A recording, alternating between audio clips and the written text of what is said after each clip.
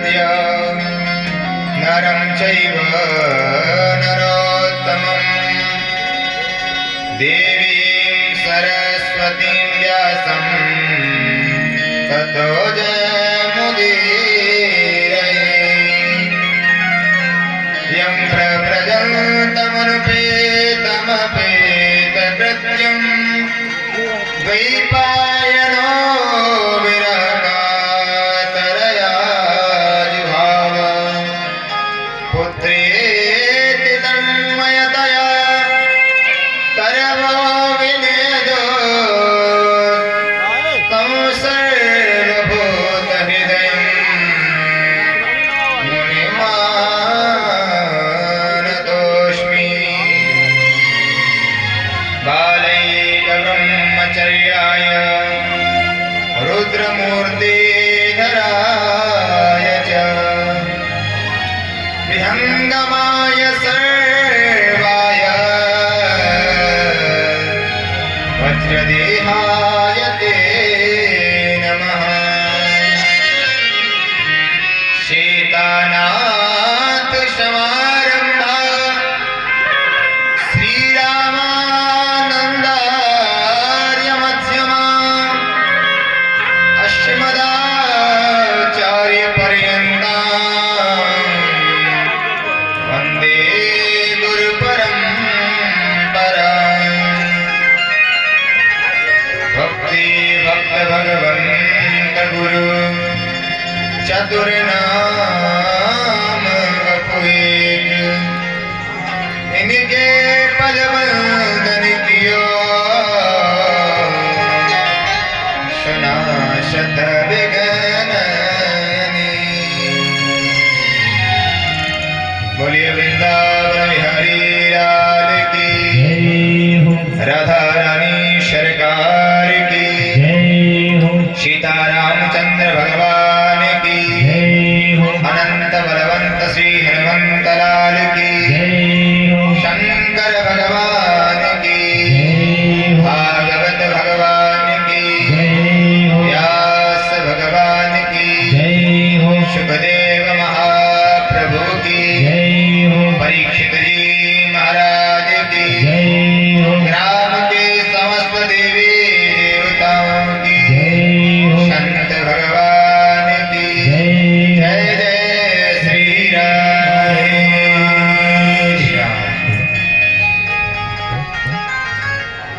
परम मंगलमय परात्पर अखिलेश्वर अकारण ही करुणा वर्णालय भक्त वांछादित कल्पतरु तड़ित विंदित पीतांबरधारी भगवान श्री कृष्ण एवं उन्हीं के वामांगमयी शब्द स्वरूपा श्रीमद् भागवत महापुराण में आए हुए सभी भक्तवृंद संतजन एवं माताएं सभी को भगवत भाव से नमन। विगत 3 दिनों से इस ग्राम राहौली में सभी ग्रामवासियों के सहयोग से यह दिव्य और भव्य आयोजन हम सभी को प्राप्त हो रहा है। वास्तविक हम लोग बड़े ही बड़भागी हैं जो इस तरह से हम लोगों को देव दुर्लभ यह भागवत जी की कथा सुनने को मिल रही है। आइए इस भागवती गंगा में गोता लगाने से पहले अपनी मन और वाणी को पावन बनाने के लिए कुछ क्षण भगवान नाम का संकीर्तन करेंगे, क्योंकि जिससे यह मन हमारा इस भागवत की कथा में लग जाए। बोल वृंदावन बिहारी लाल की। हरे राम राम राम सीता राम राम राम राम राम राम सीता राम राम राम हरे राम राम राम सीता राम राम राम हरे राम राम राम सीता राम राम राम हरे राम राम राम सीता राम राम राम हरे राम राम राम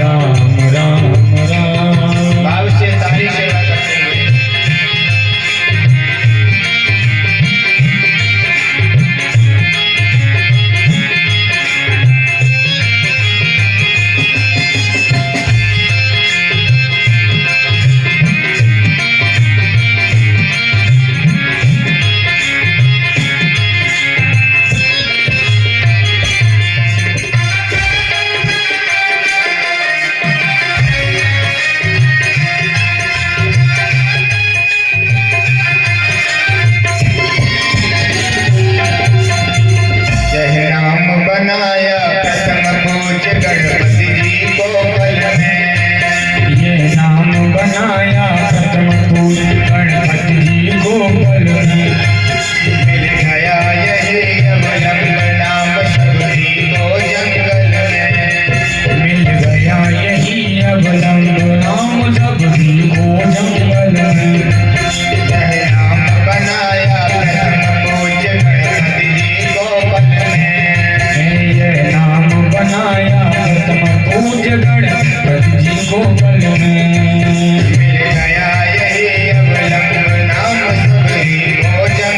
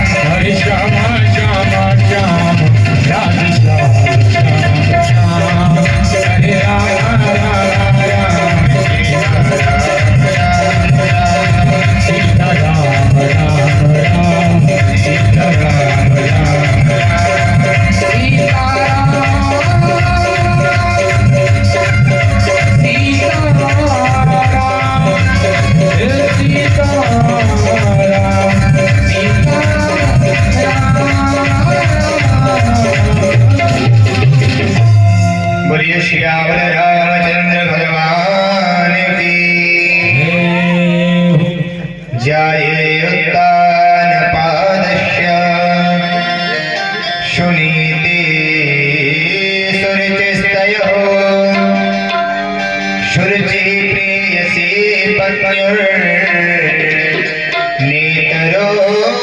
यश्युतो ध्रुवः।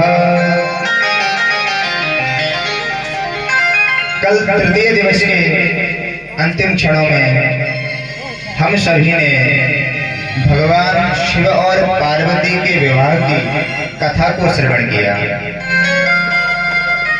मनु महाराज की जो 3 बेटियां थीं, उनके वंश की जो विस्तार है उसकी कथा को श्रवण किया।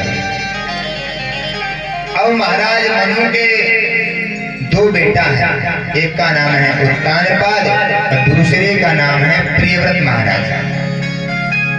बड़े बेटे का नाम है प्रियव्रत, जो कि तपस्या करने के लिए चले गए, और जो छोटे बेटे हैं जिनका नाम है उत्तानपाद।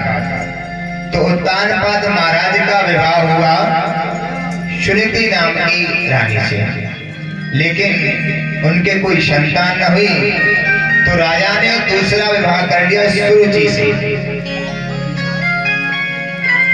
लेकिन जैसे ही सुरुचि घर में आई तो सुनीति को घर में रहने नहीं दिया, और राजा भी छोटी रानी सुरुचि से अधिक प्रेम करने लगे।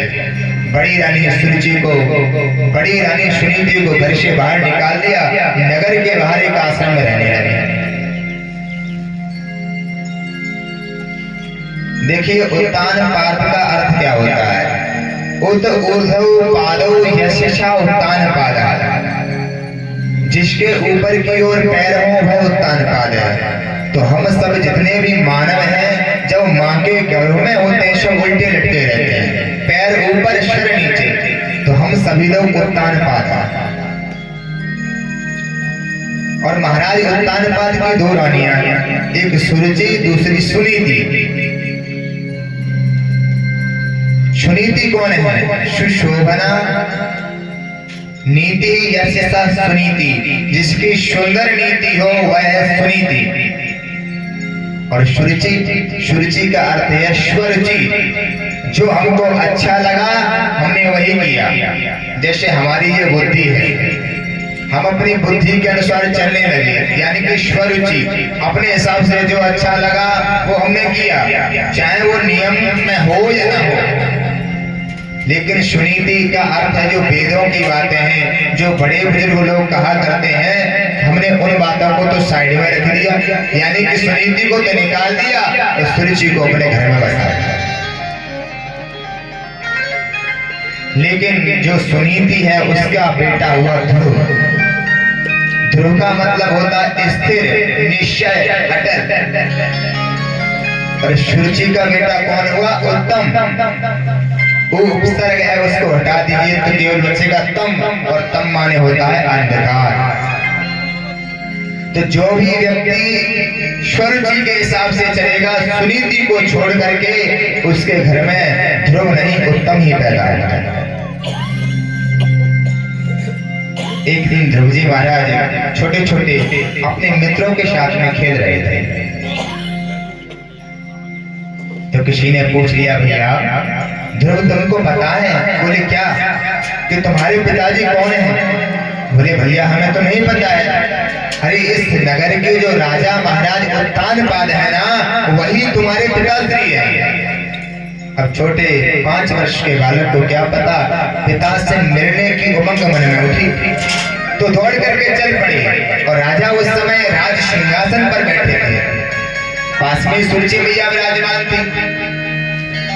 ध्रुव जी को आते देखा है तो पिता का भी प्रेम उमड़ पड़ा। जैसे भुजाएं फैलाई हैं, बालक ध्रुव गोदी में आया है, माँ ने हाथ पकड़ के नीचे उतार दिया। अरे ध्रुव, तुम इस गद्दी के और इस पिता की गोदी में बैठने लायक नहीं हो। क्यों माँ, मैं क्यों नहीं बैठ सकता हूँ?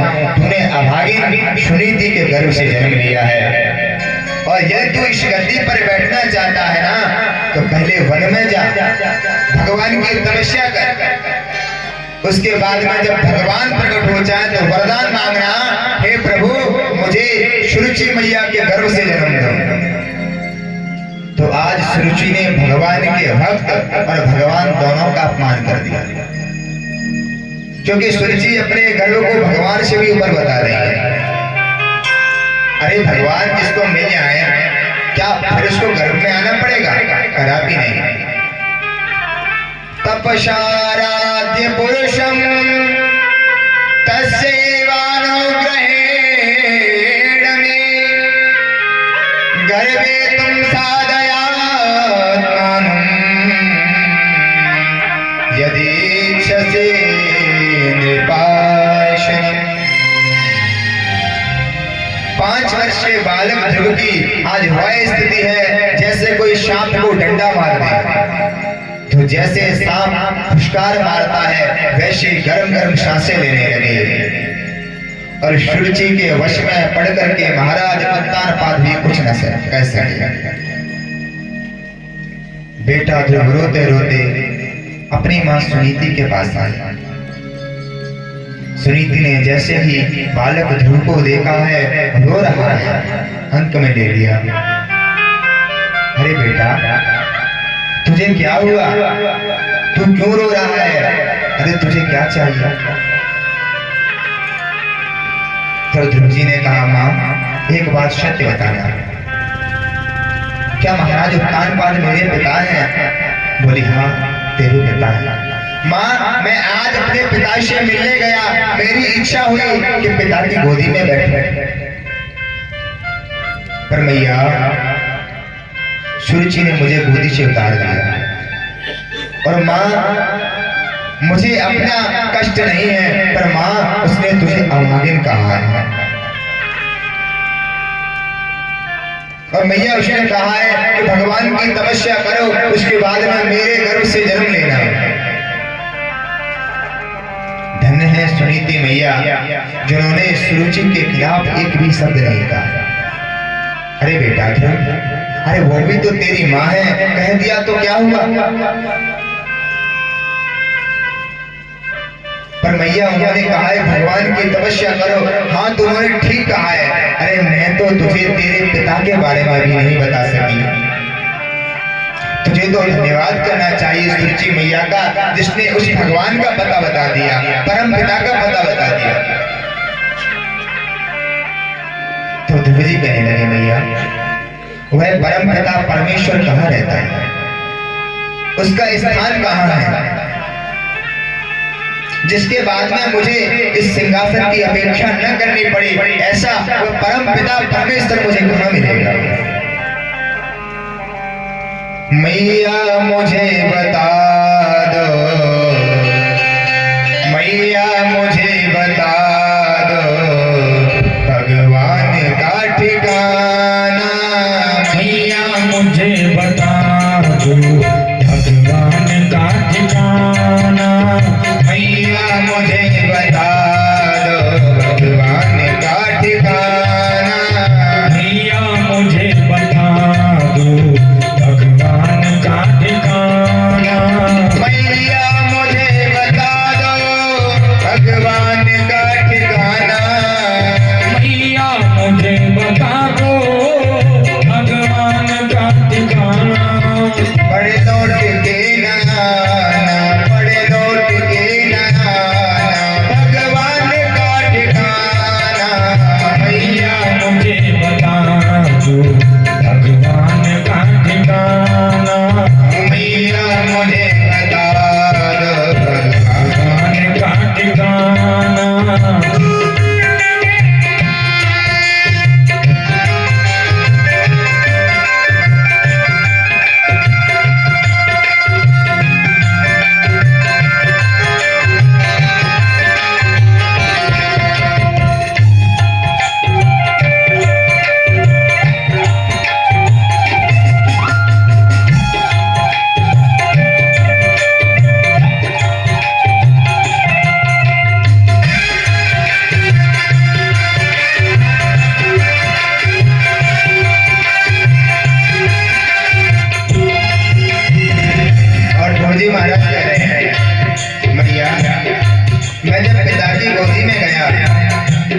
तो सुरुचि मैया ने मुझसे क्या कहा?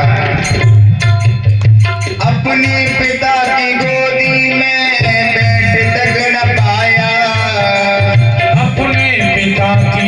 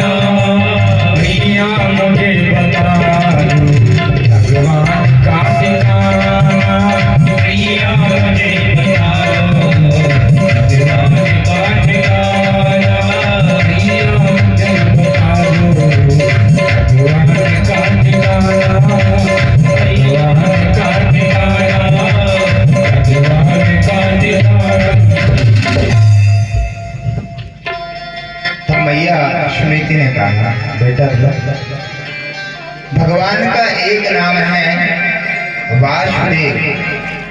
वासुदेव का अर्थ एक ये भी होता है कि वसुदेव के जो पुत्र हैं वो वासुदेव। दूसरा अर्थ है वसती वसु, जो समस्त अणु में, कण कण में, प्रत्येक वृत्ति में, पशु पक्षी में विद्यमान है, वह है वासुदेव। अरे जहाँ आपका प्रेम पुष्ट हो जाएगा वहीं से परमात्मा प्रकट हो जाएगा। हरि व्यापक सर्वत्र समाना, हरि व्यापक सर्वत्र समाना, प्रेम प्रकट होई में जाना, प्रेम से प्रकट होई में जाना।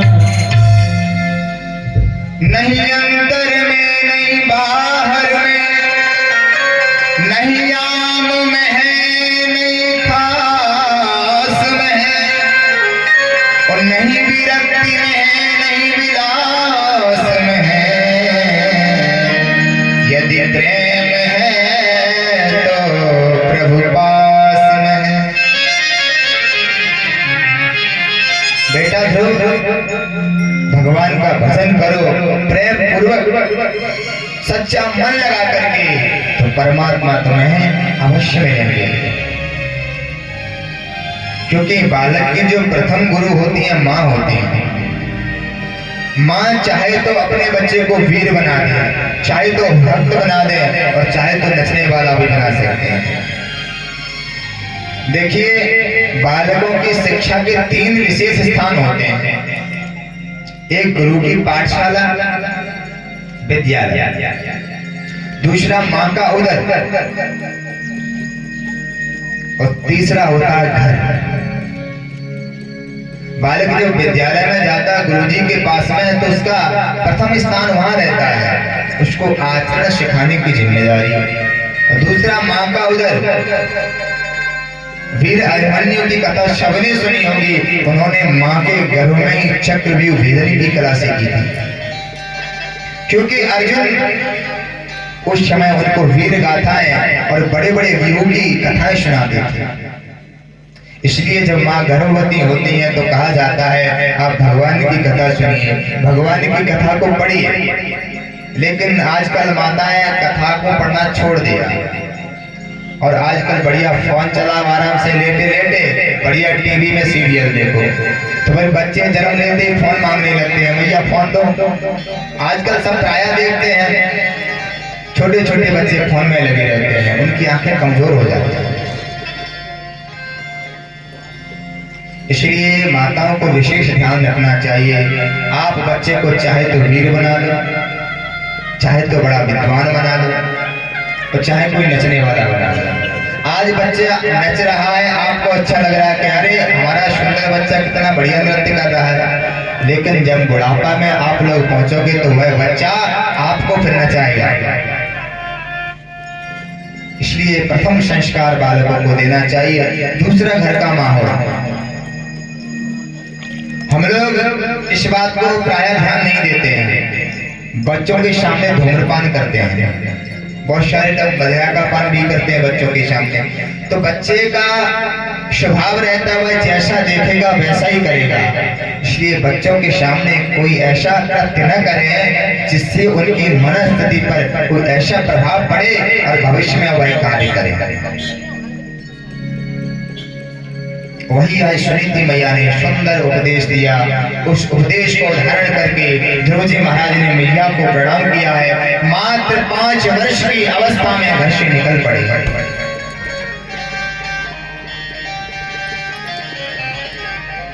रास्ते में जा रहे हैं, नारद जी को ध्यान आया, अरे ये राजा उत्तानपाद का पुत्र मात्र 5 वर्ष की अवस्था में घर से निकल पड़ा है। तो नारद जी ने सोचा क्यों ना इसकी परीक्षा ली जाए। और नारद जी उसी समय ध्रुव जी के महाराज के सामने प्रकट हो गए। बोले ध्रुव कहाँ जा रहे हो? ध्रुव जी ने कहा महाराज मैं तो भगवान का भजन करने के लिए जंगल में जा रहा हूँ। बोले भगवान को कभी देखा है? अरे भगवान जंगल में नहीं मिलेंगे, वहां तो शेर भालू मिलेंगे, तुम्हारा नाश्ता कर जाएंगे। बोले महाराज जी, जो भगवान मेरे अंदर है वह शेर में भी है, भालू में भी है, मुझे नहीं खा सकता है। नारद जी को लगा ये पक्का भगवान को प्राप्त कर लेगा, ऐसे को तो अपना शिष्य बनाना चाहिए, क्योंकि जिस गुरु का शिष्य बड़ा नाम कमाता है तो उसमें गुरु की महिमा भी बढ़ती है। तो बोले ध्रुव, तुम वन में जाकर के किस मंत्र का जाप करोगे? ध्रुव जी महाराज सोच में पड़ गए। मैया से इतना सारा ज्ञान पूछा, पर ये नहीं पूछा कि भगवान की तपस्या कैसे करनी है, भगवान का कौन सा मंत्र लेकर के जप करना है। बोले महाराज, हमारे तो गुरु है ही नहीं, और अब आप ही हमारे गुरु बन जाओ। तब नारद बाबा ने उनको द्वादशाक्षर मंत्र ओम नमो भगवते वासुदेवाय कान में फूंक दिया और कह दिया, ध्रुव जी आप मथुरा मंडल में यमुना के किनारे जाकर के वहां तपस्या करना। तत्तात गच्छ भद्रं ते यमुनाया तटं शुचि पुण्यं मधुवनं यत्र सानिध्यं नित्यदा हरे। इसलिए गुरु की महिमा अनंत कही गई है।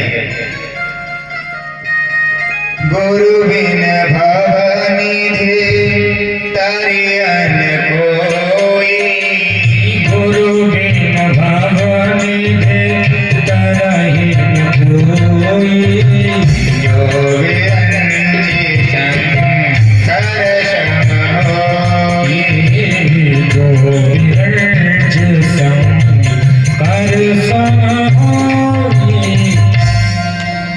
वृंदावन के बड़े प्रसिद्ध संत थे जिनका नाम था महाराज उड़िया बाबा। आज भी उड़िया बाबा का आश्रम दावानंद कुंड के पास में बना है।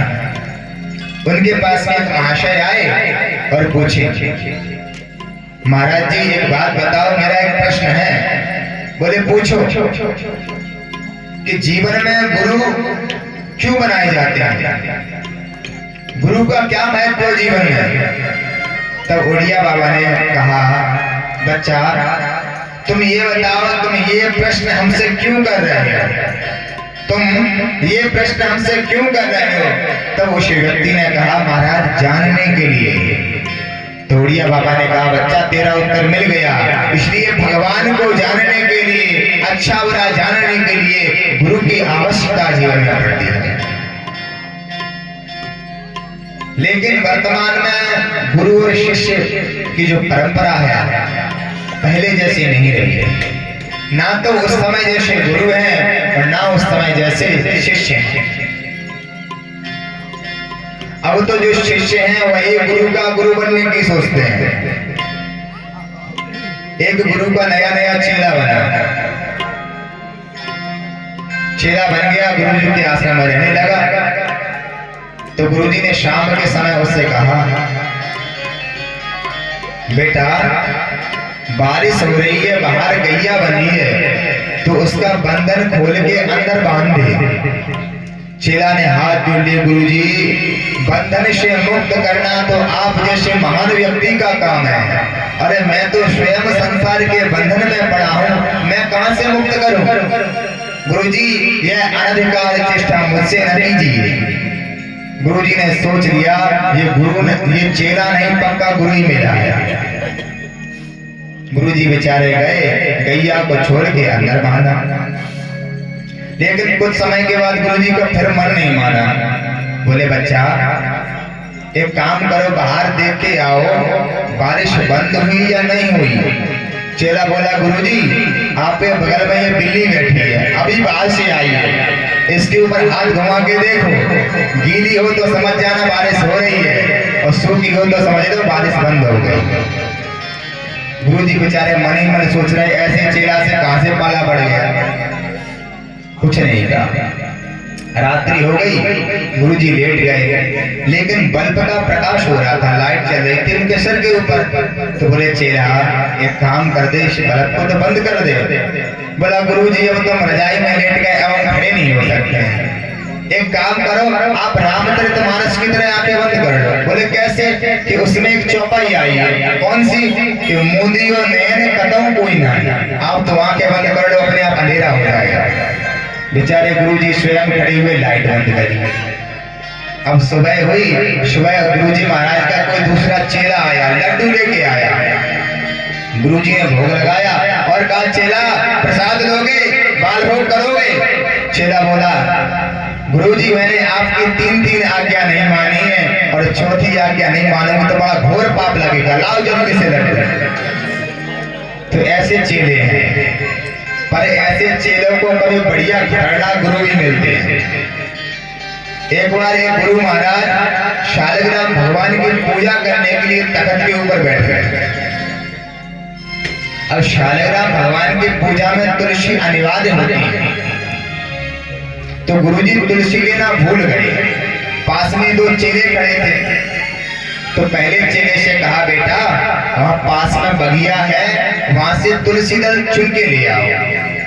अब उसने सोचा गुरुजी तो कुछ न कुछ काम लगाते रहते, कौन जाएगा बगिया में? बोला गुरुजी हम तो तुलसी जानते ही नहीं है, तुलसी होती कैसी है, तो आपने कभी बताया है।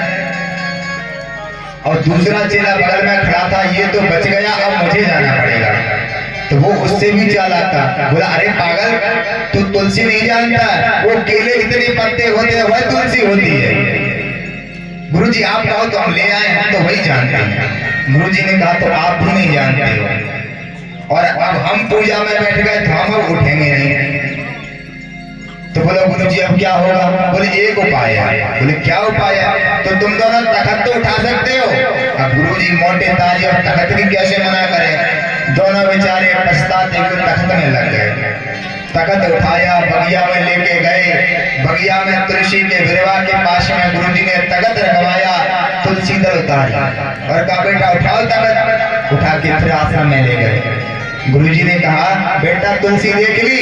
बोले हाँ गुरुजी। अब तो नहीं भूलोगे? गुरुजी एक जन्म की चलती क्या, 7 जन्म नहीं भूलेंगे। हरहि शिष्य धन शोक न हरहि, शोक गुरु घोर नरक मही परहि। लोभी गुरु लालची चेला, और दोनों नरक में ठेलम ठेला। लेकिन नारद जी जैसे गुरु जिसको मिल जाए उसका तो कल्याण होना कोई संदेह नहीं है इसमें। और ध्रुव जी महाराज मथुरा में पहुंचे हैं। मथुरा मंडल में जमुना मैया में स्नान किया और तपस्या करने के लिए बैठ गए। त्रिरात्रांते कपित बदिरासन। तपस्या का पहला महीना लगा तो 3 दिन में एक बार फलाहार करते हैं और 3 दिन तक निराहार रहते हैं। और फलाहार में क्या करते हैं? कपित बदिरासन, यानी कैंठ का फल और बेर। हम लोगों की तरह फलाहार नहीं करते हैं, जिस दिन व्रत हो बढ़िया खूब खाओ चकाचक, तो वैसा नहीं, उतना ही खाओ जितने से प्राण चलते रहे। दूसरा महीना लगा, द्वितीयम तथा मासम षष्ठीर भकोदयः। दूसरा महीना लगा तो 6 महीने में एक बार पत्ते और घास खाते हैं, 6 दिन तक निराहार रहते हैं। उसके बाद जैसे ही तीसरा महीना लगा तो नवमी हनी, 9 दिन में एक बार जमुना मैया का जल पीते हैं और फलाहार भी छोड़ दिया, केवल जल। चौथा महीना लगा तो 12 दिन में एक बार वायु का आहार करते हैं और 12 दिन तक निराहार, हवा भी नहीं लेते हैं। और 5वां महीना जैसे लगा, अपने प्राणों का निरोध करके प्राणायाम के द्वारा श्वास चला ली, सांस लेना भी बंद कर दिया। ये यौगिक क्रिया होती है। क्रमशः पहले 3 दिन का किया, और हम लोग कभी कभी ज्यादा भक्ति भाव में आ जाते हैं तो निर्जला होकर के 9 दिन मैया का व्रत रखते हैं, और चौथे दिन पता चलता कि हॉस्पिटल में पहुंच गए। जो भी साधना की क्रिया होती है वह धीरे धीरे क्रमशः आगे बढ़ती है। और जैसे उन्होंने श्वास को चढ़ाया है तो जितने भी देवता थे सबकी श्वास अवरुद्ध हो गई। देवता घबराए घबराए भगवान नारायण की शरण में गए, बोले भगवान हमें समझ नहीं आ रहा हमारी श्वास क्यों अवरुद्ध हो गई। तब भगवान ने कह दिया, अरे भैया हमारा छोटा सा नन्हा सा 5 वर्ष का भक्त ध्रुव तपस्या कर रहा है और उसने अपने प्राणों को अवरुद्ध कर लिया है। बोले भगवान आप जल्दी से जाओ उनकी तपस्या को सफल करो, उनको दर्शन दो, नहीं तो हमें लगता हम जी नहीं पाएंगे। और आज भगवान गरुड़ पर सवार होकर के मधोर वनम धत्ति दृढ़, ये नहीं लिखा है कि भगवान ध्रुव को दर्शन देने के लिए गए, इसमें ये लिखा है कि भगवान स्वयं ध्रुव को देखने के लिए गए। कोई ध्रुव जैसा भक्त होकर के तो देखे, भगवान उसके लिए स्वयं दौड़ लगा देते हैं। और भगवान जैसे ही सामने पहुंचे हैं, भगवान ने कहा बेटा ध्रुव मैं आ गया, नेत्र खोलिए। लेकिन ध्रुव वहां होते बोले उनके हृदय में भगवान की बाकी झांकी। भगवान ने अंदर की झांकी को जैसे ही लुप्त किया है और ध्रुव जी ने छटपटा करके नेत्र खोल दिए। जो झांकी हृदय में थे वही सामने, उनको देख करके ध्रुव जी मुस्कुराने लगे। ध्रुव जी के मन में विचार आ रहा है, माता जी मिले, गुरु जी मिले, सब कुछ पूछ लिया पर ये नहीं पूछ पाए जब भगवान प्रकट हो जाए तो उनकी स्तुति कैसे गाएं। भगवान मन की दशा को समझ गए, अपना दिव्य शंख पांचजन्य ध्रुव के गाल से छुआ दिया, और जैसे ही गाल से वह शंख छुआया है चारों वेद 7 शब्द उनको कंठस्थ हो गए, और बड़े सुंदर 12 श्लोकों में भगवान की स्तुति गाई। योऽन्तः प्रविश्य मम वाचमिमां प्रसुप्तां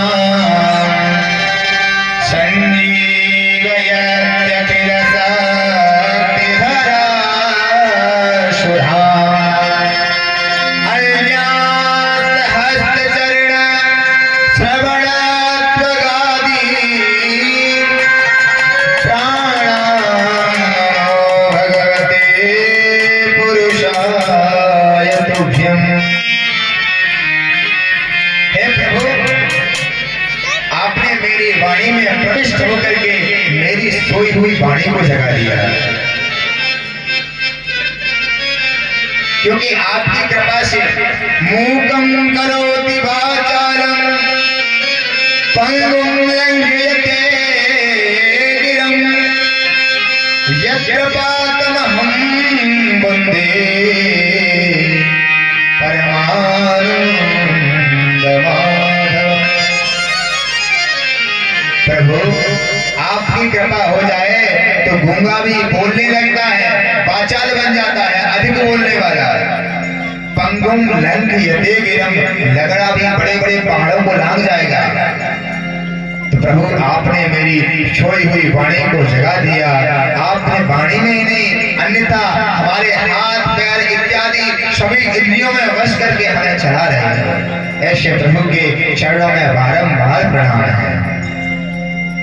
हे राम हरे राम हरे, तुमने जड़ चेतन करे। हे राम हरे राम हरे, तुमने जड़ चेतन करे। हे राम हरे राम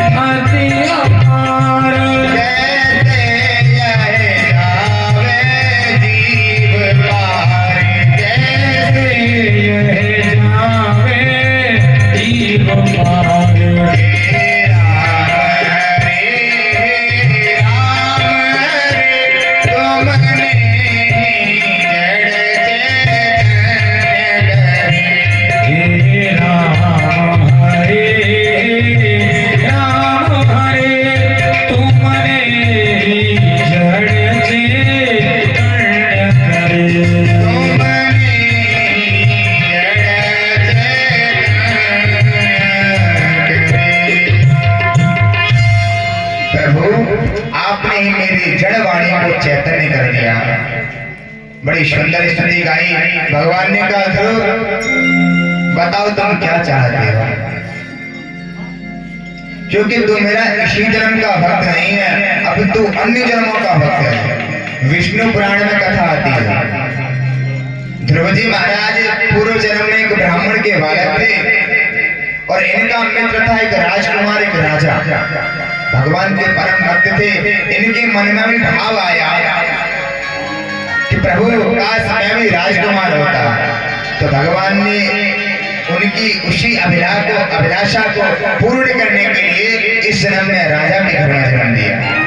ये विष्णु पुराण की कथा है। बोले ध्रुव मांग लो।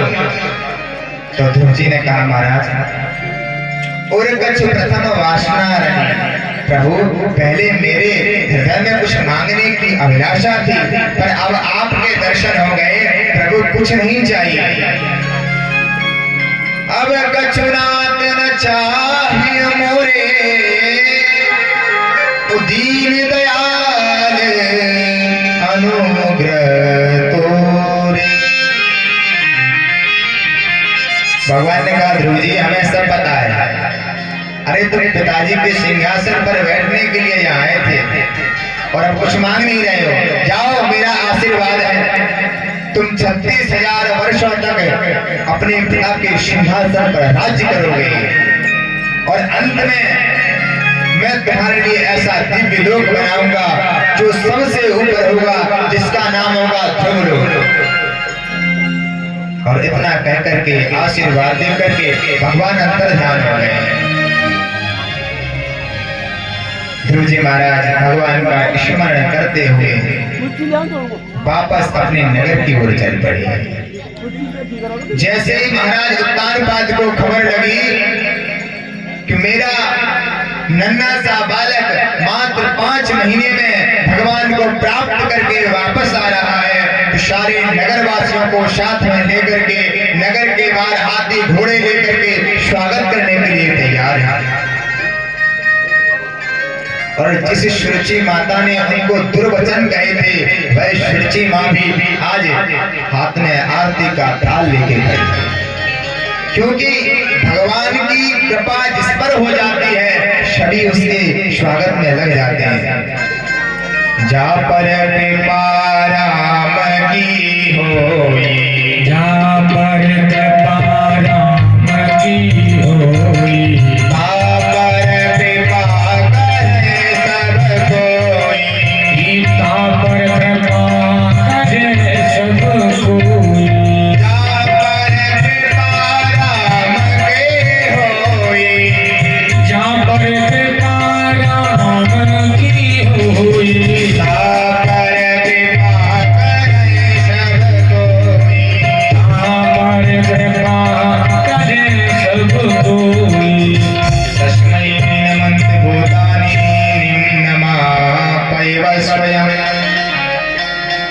सुंदर स्वागत सत्कार किया है और ध्रुव जी को आज राज सिंहासन पर बैठा दिया। महाराज उत्तानपाद वन को चले गए। ध्रुव जी महाराज ने 36,000 वर्षों तक राज्य किया। तत्पश्चात एक दिन उन्होंने देखा एक काली सी कृष्णकाय स्त्री सामने खड़ी है। ध्रुव जी ने पूछा आप कौन हो? तो कह दिया मेरा नाम मृत्यु है, मैं आपको लेने आया। तब ध्रुव जी ने कह दिया अपना सर झुका हुआ। तो उसने कहा देखो जो इस मृत्यु लोक में आया है पहले मेरा उसको वर्ण करना पड़ता है तब वो उस धाम को जाता है। लेकिन ध्रुव जी ने कहा मैं भगवान का परम भक्त हूँ और भक्ति में वह ताकत होती है कि मृत्यु को भी झुका देती है। और मृत्यु ने उसी समय अपना शीश नवाया है और ध्रुव जी महाराज उसके सर पर पैर रख करके विमान में सवार हो गए। मृत्यु पदम दत्ता। जैसे विमान में चल पड़े तो रास्ते में अपनी मैया की याद आ गई और पार्षद से कहा कि भैया क्या ठहर जाओ। बोले क्या हुआ? मैं जन्म माँ की कृपा से भगवान को प्राप्त कर पाया, वो माँ मेरी नीचे तो नहीं रह गई। तब पार्षद हंसने लगे, भैया ध्रुव, तुम जैसा भक्त राज जिस कुल में पैदा हो जाता है उसकी एक नहीं 21 पीढ़ियां तर जाती हैं। 7 पीढ़ियां आगे की और 7 माता के पक्ष की, 7 आने वाली इन पीढ़ियों का उद्धार हो जाता है। तुम्हारी माता तुमसे पहले उस धाम को पहुंचेंगी। और ध्रुव जी महाराज ने इस तरह से भगवान के उस परम पद को प्राप्त किया। बोलिए ध्रुव जी महाराज की जय हो। इन्हीं ध्रुव जी महाराज के वंश में आगे चल के महाराज के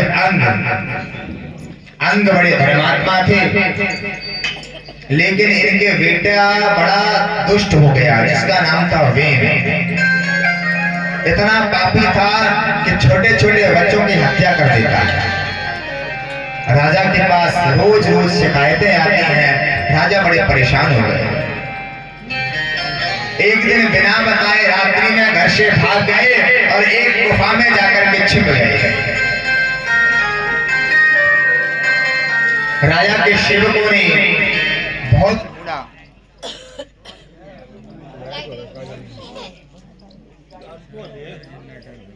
लाइट तो है, बंद कर दे। बोलिए वृंदावन बिहारी लाल की जय महाराज अंग जब ज्यादा परेशान हो गए, घर छोड़ दिया। राज सेवकों ने बहुत ढूंढा पर कोई पता नहीं चला। तो अंत में सोचा कि राज सिंहासन खाली रहना ठीक नहीं है, तो जैसा है इस बैन को ही गद्दी पर बिठा दो, शायद जिम्मेदारी आएगी तो शायद थोड़ा सुधार हो जाए। लेकिन दुष्ट व्यक्ति के हाथ में जब पावर आ जाती है, शक्ति आ जाती है, तब वह उसका दुरुपयोग करता है। तो उसी ने उसी समय घोषणा कर दी, न यष्टव्यम न दातव्यम न होतव्यम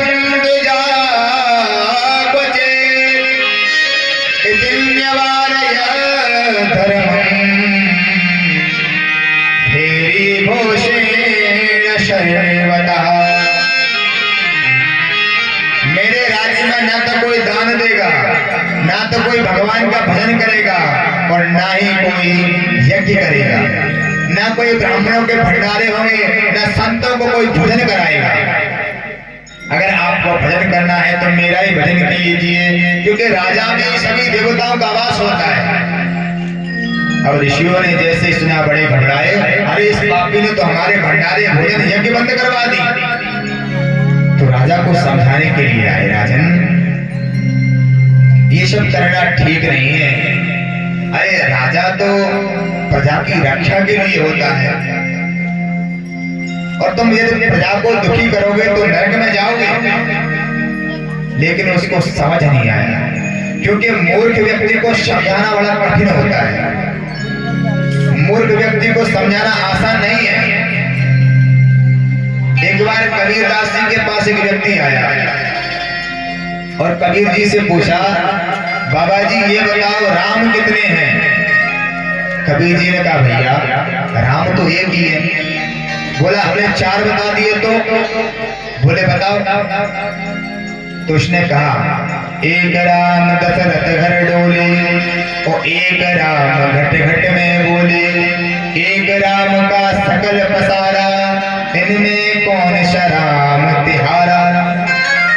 महाराज एक राम दशरथ जी के घर में जन्म लिए, और एक राम घट घट में वास किए, और एक राम का सकल बसा यानी सृष्टि बनाई है, और एक राम दुनिया से न्यारा, इनमें कौन सा राम तिहारा। बता दिए।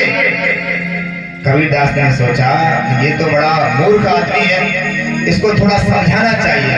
बोले ऐसे कह दो तो, वही राम दशरथ घर डोले, वही राम घट घट में बोले, उन्हीं राम का सकल पसारा, वही राम दुनिया से न्यारा। इसमें क्या जाता, वह एक ही राम है। बोला नहीं महाराज ऐसे नहीं, ये कोई बात थोड़ी हुई, कोई प्रमाण दो। तब कबीरदास जी ने सोचा कुतर्की व्यक्ति को कुतर्क के माध्यम से ही समझाना चाहिए।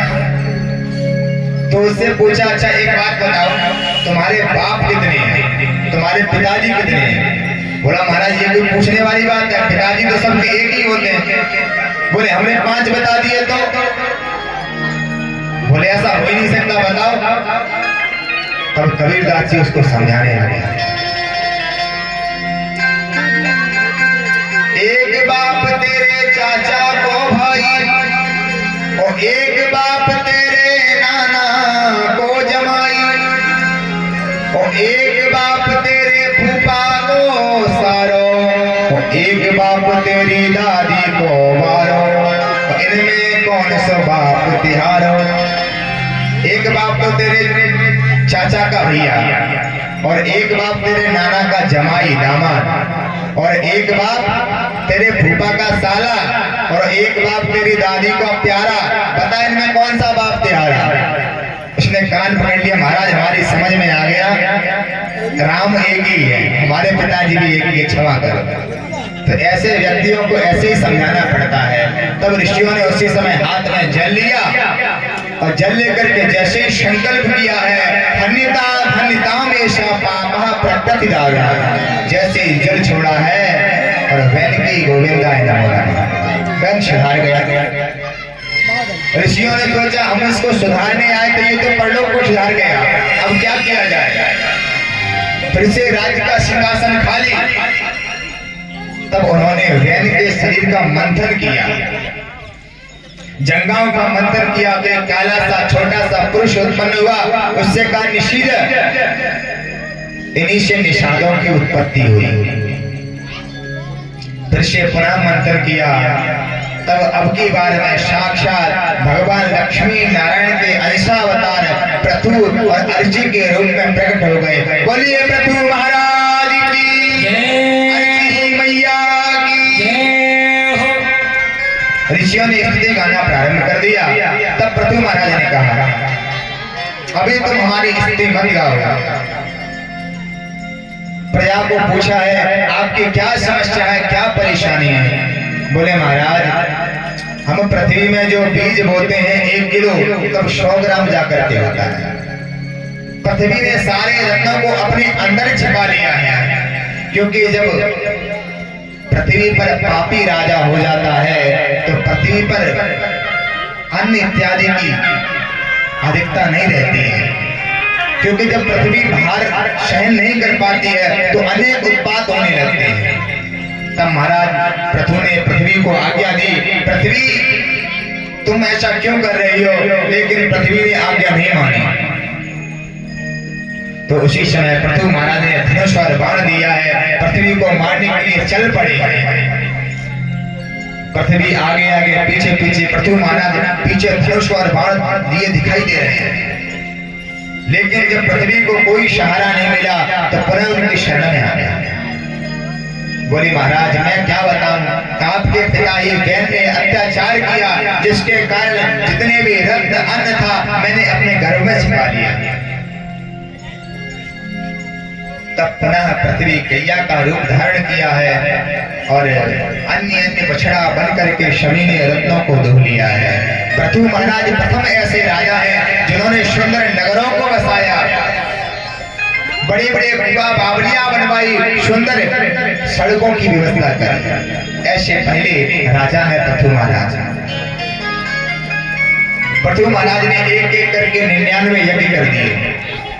100वां यज्ञ करने वाले थे, देवराज इंद्र घबराए, कहीं ये मेरा स्वर्ग का सिंहासन न छीन जाए। यज्ञ का जो अश्व था उसको छीन करके ले गए, चुरा लिया, अपने बेटा को भेजा। बेटा ने युद्ध किया और इंद्र से वह घोड़ा जीत लिया, जिससे उसका नाम पड़ा विजिताश्व। अब इंद्र ने सोचा अब क्या किया जाए, ये तो घोड़ा ले जा रहा है, यज्ञ पूरा हो जाएगा। और जैसे ही जिसका 100 यज्ञ हो जाता है इंद्र के पद का अधिकारी हो जाता है। तब उसी समय इंद्र ने पाखंड का सहारा लिया, एक साधु महात्मा का वेश बनाया, एक वृक्ष के नीचे बैठ गए और उस विजिताश्व को बुलाया, अंतर्ध्यान नाम की विद्या सिखाई कि बेटा इस विद्या को जब तुम पढ़ोगे तो अंतर्ध्यान हो जाओगे। अब इंद्र ने कहा बेटा अब तुम चेला हम गुरु, अब गुरु दक्षिणा में हमें कुछ चाहिए। बोले गुरुजी मांग लो। तो बोले यही घोड़ा हमको दे दो। तो इंद्र ने वह घोड़ा पुनः ले लिया। बेटा पृथु जी के पास पहुंचा, कहाँ कहाँ है घोड़ा लेने का? बोले घोड़ा तो हमें गुरु जी को दक्षिणा में दे दिया। बोले गुरु कौन है? बोले इंद्र महाराज। अब तो पृथ्वी जी को इतना क्रोध आया, हाथ में धनुष और बाण दे दिया। उसी समय ब्राह्मणों ने कहा, पृथु महाराज, जो यजमान यज्ञ में वर्णित हो जाता उसको क्रोध नहीं करना चाहिए, और यदि आप कहो तो इस यज्ञ में मैं इंद्र की भी आहुति दे दूं, क्योंकि दैवाधीनम जगत सर्वं मंत्राधीनस्य देवता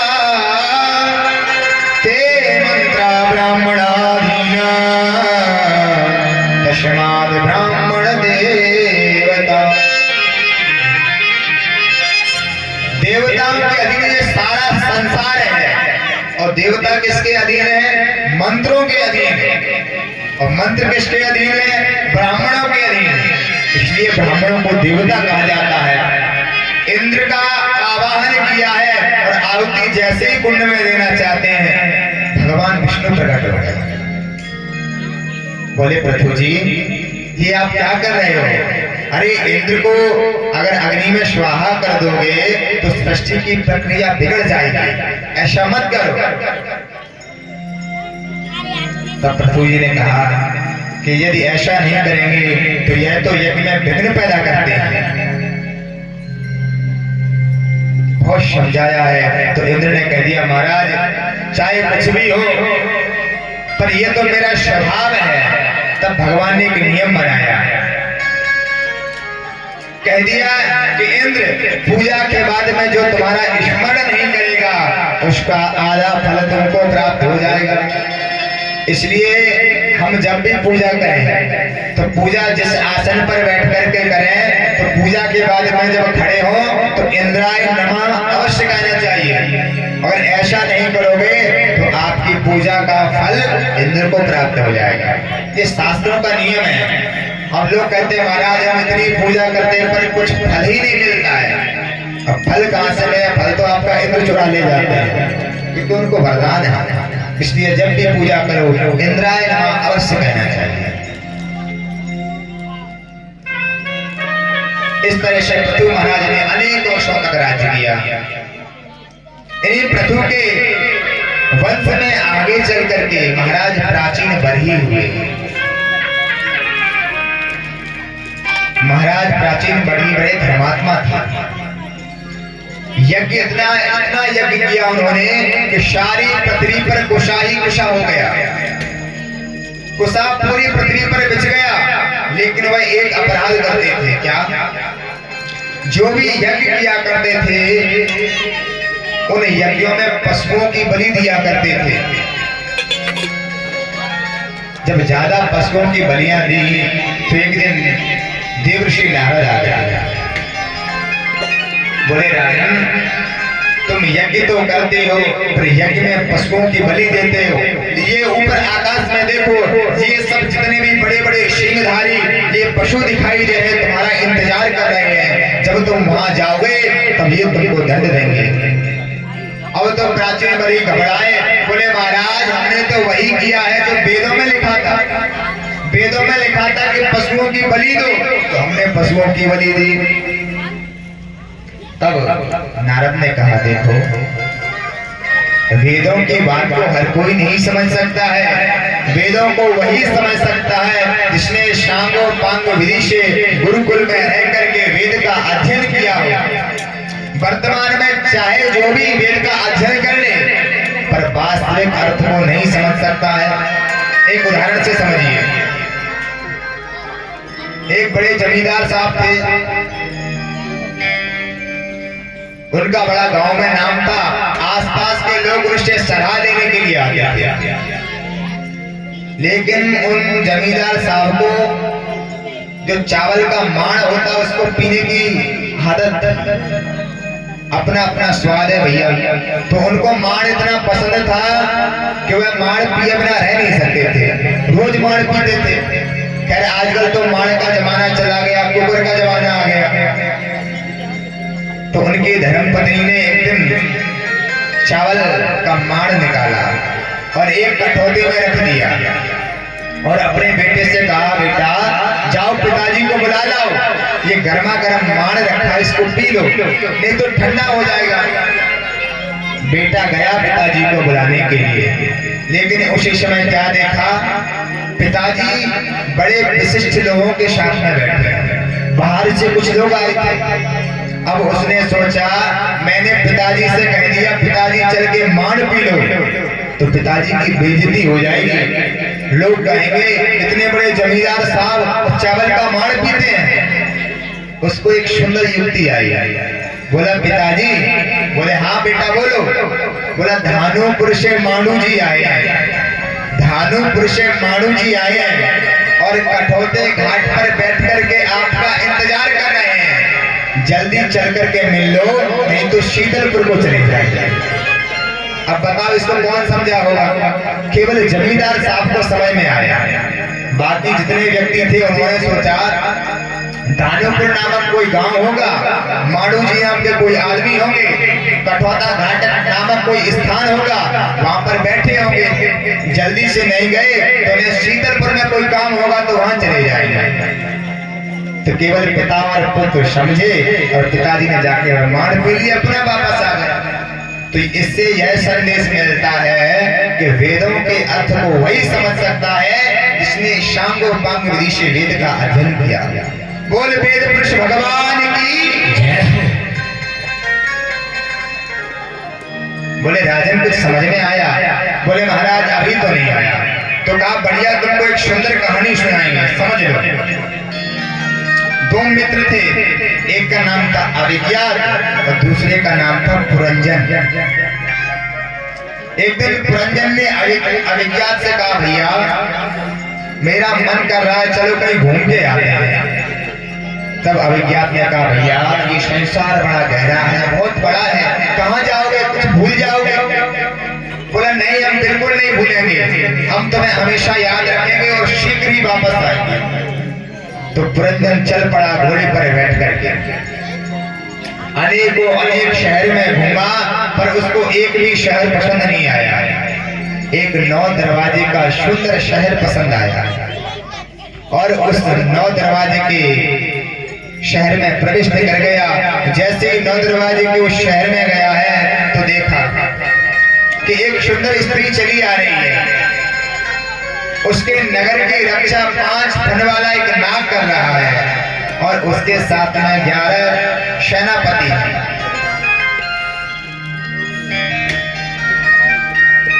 अब तो महाराज जैसे उसने देखा है उसकी सुंदरता पर मोहित हो गया। बोला देवी जी आपका नाम क्या है? तो उस देवी ने कहा मुझे मेरा नाम तो पता नहीं है, पर मैं इस नगर की मालकिन हूँ, विवाह मेरा हुआ नहीं है। तो उस पुरंजन ने कहा देवी विवाह तो हमारा भी नहीं हुआ है। तो दोनों ने प्रेम विवाह कर दिया। अब तो महाराज पुरंजन उस पुरंजनी में इतना आसक्त हो गया कि पुरंजनी हंसती है तो पुरंजन हंसता है, पुरंजनी रोती है तो पुरंजन रोता है, उसके इशारे पर नाचने लगा।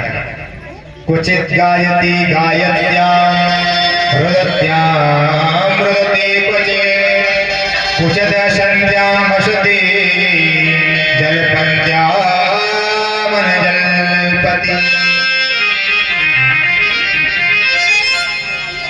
अब इतना आसक्त हुआ कि उसके तमाम पुत्र बेटियां हो गए, बहुत बड़ा परिवार। उसी राज्य में एक जरा नाम की कन्या थी। जरा नाम की कन्या से कोई विवाह नहीं करना चाहता था। तो एक दिन वह एक राजा के पास में गई और राजन से कहा महाराज मुझसे कोई विवाह नहीं करना चाहता। तो उसने कहा तुम मेरे भाई को ले जाओ, इसका नाम है प्रज्वाल, और तुमको मैं 360 अपने गोरे गोरे सैनिक देता हूँ और 360 गोरी गोरी सैनिका देता हूँ। तुमको जो पसंद आए उसकी नगरी पर हमला करो और जबरदस्ती उससे विवाह कर लो। अब तो जरा देवी बड़ी बलवान हो गई, तो सबसे पहले ऋषि पुरंजन की पुरी पर हमला कर दिया। पहले तो 5 फन वाला जो नाग था वह बहुत समय तक लड़ा, अंत में वह भाग गया। एक एक करके सारे सैनिक मरने लगे, सारे सैनिक मर गए। पुरंजनपुरी में सोते रहे। दौड़ करके जरा देवी ने पकड़ लिया। जब उसको पकड़ लिया, जकड़ लिया, बांध लिया, तब पुरंजन रोने लगा, हाय हाय, मेरे मरने के बाद मेरी पुरंजनी का क्या होगा। और इतना कहते ही उसके प्राण छूट गए। अंत समय पे आए के कोहू को नाई, और घर की नारी क्या करे जब खुद की नारी नाई। अंत समय पर कोई किसी का नहीं है।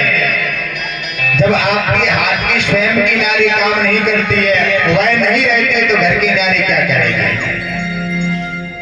देखिए कौन कहां तक संग देगा। जब आप मृत्यु की शैया पर होंगे, शादी है मित्र गंग के, जल बिंदु पान तक, और अर्धांगिनी बढ़ेगी तो केवल मकान तक।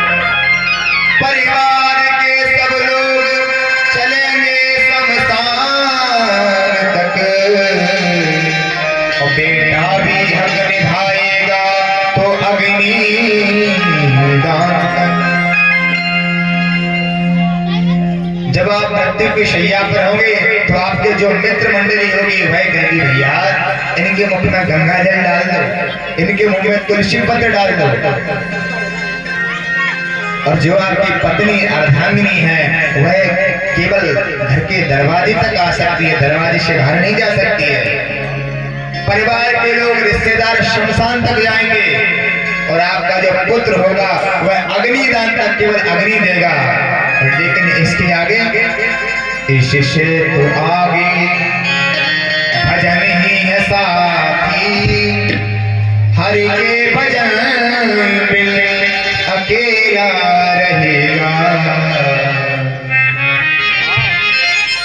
मरते समय पुरंजन का मर गया स्त्री में, तो अंते यावती सागति, मरते समय जिसका चिंतन करोगे वही बनना पड़ेगा। स्त्री का चिंतन किया, अगले जन्म में स्त्री बना। एक राजा से विवाह हुआ, वृद्धावस्था में आकर के राजा की तो मृत्यु हो गई।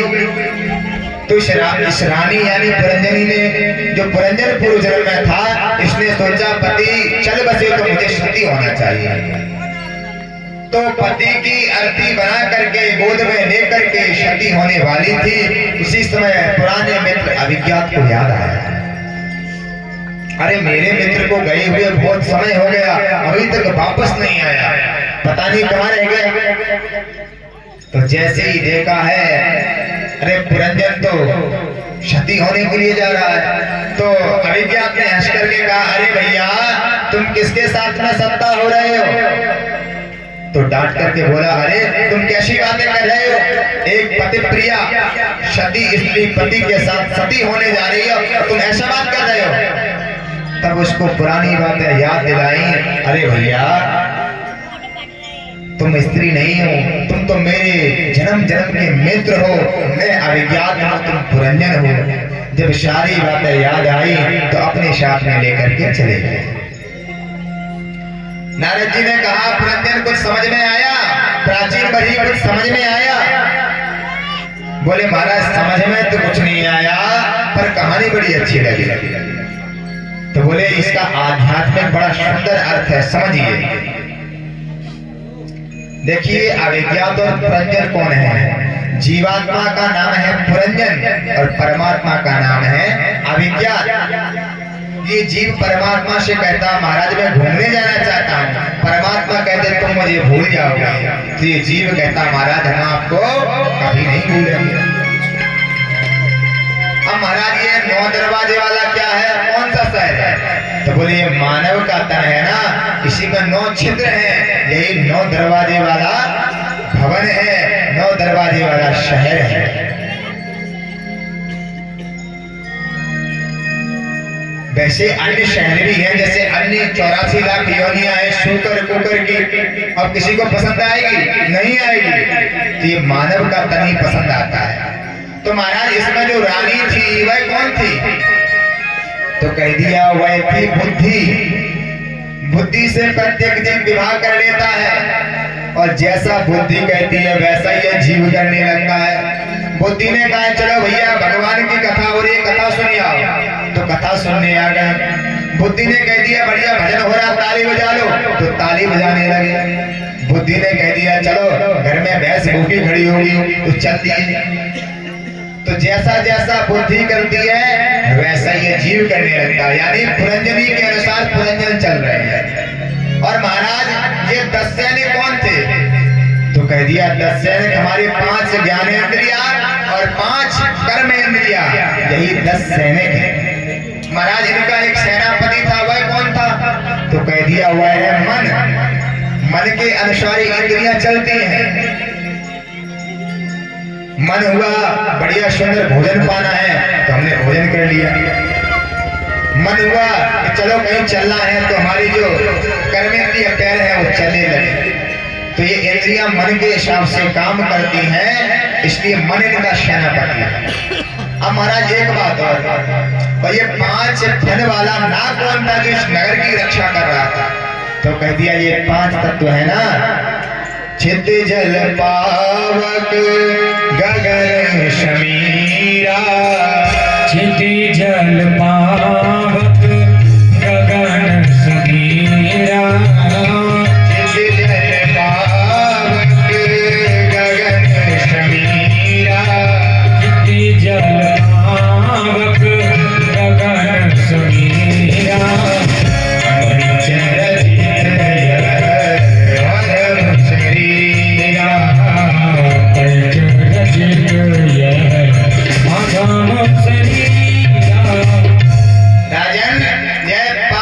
तो ही 5 फन वाला नाग है। और महाराज ये जरा देवी कौन थी? तो कह दी जरा देवी है बुढ़ापा। और कोई चाहता कि हमारा बुढ़ापा आ जाए? कोई नहीं चाहता है। बुढ़ापे से कोई विवाह नहीं करना चाहता है। प्रत्येक व्यक्ति कहता है हम जवान बने रहे। जब किसी ने बुढ़ापा नहीं चाहा तो बुढ़ापा रोते रोते गंधर्वराज यानी कि समय के पास गया। समय ने कह दिया तुम एक काम करो, 360 गोरे गोरे सैनिक यानी दिन और 360 काली काली सैनिकाएं गंधर्वियां ले जाओ, दिन और रात्रि का जोड़ा। इनके द्वारा तुम आक्रमण कर दो। आक्रमण कर देते हैं, पर यह मनुष्य अपनी इस संसार में घर गृहस्थी में सोया रहता है, इसको पता भी नहीं चलता बुढ़ापे ने कब आक्रमण कर दिया। पता ही नहीं चलता, पता ही नहीं चला और अंत में जाकर के बुढ़ापा आ जाता है। अब किसी से पूछो भैया आपकी जन्म तिथि क्या है, तो सबको याद होगी। आपका विवाह किस तारीख में हुआ, आपको ये भी याद होगा। आप नौकरी से कब रिटायर हुए, आपको ये भी याद होगा। आपके पहला बेटा कब हुआ, ये भी याद होगा। और आपसे कोई पूछे भैया एक बात बताओ आपका बुढ़ापा कब आया, तो क्या कोई बता पाएगा? पता ही नहीं चला। हम लोग ऐसे ही संसार में सोए रहे और बुढ़ापा आ गया। और अंत में जब बुढ़ापा हमला करता है, एक एक करके सैनिक मर रहे हैं। सैनिक कौन है? ये हमारा एक सैनिक हमारी आंख है, धीरे धीरे आंखों की रोशनी कमजोर हो गई, दिखाई कम पड़ने लगा, यानी एक सैनिक समाप्त। धीरे धीरे कानों ने सुनना बंद कर दिया, दूसरा सैनिक समाप्त। ऐसे ही करके धीरे धीरे सारी हमारी इंद्रियां शिथिल हो जाती हैं, सब काम करना बंद कर देती हैं। अंत में बुढ़ापा जब कब्जा करता है, मृत्यु को साथ में लेकर के आता है, तो शिव की गोविंदाय नमो नमः। प्राचीन भाई ने हाथ जोड़ के बोले महाराज हम सारा उपदेश समझ गए और उसी समय हिंसा से निवृत्त होकर के भगवान के परम पद को प्राप्त कर लिया। लेकिन यह कथा हमको भी बड़ा सुंदर संदेश देती है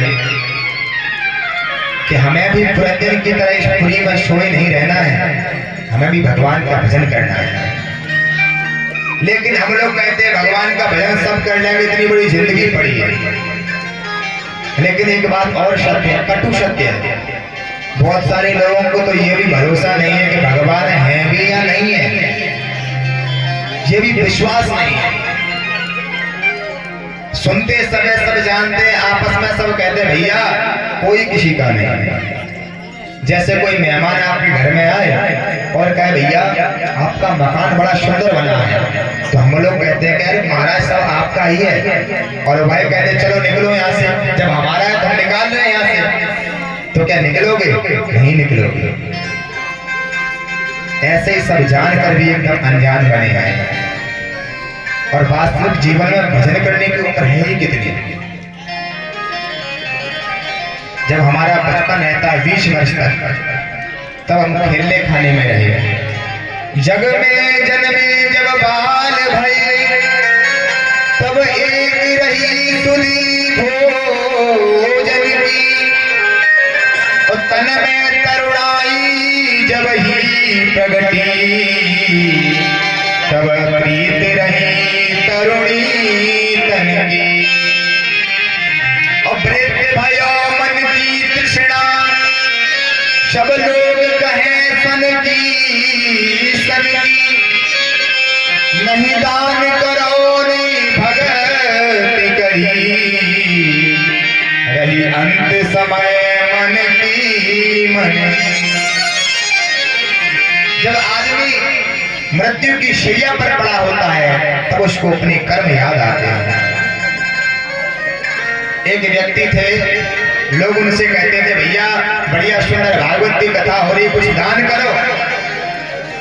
तो वह कहता था अभी हम कौन सा मर रहे हैं, अरे हम बाद में दान कर देंगे, ये तो सब हमारे हाथ में है।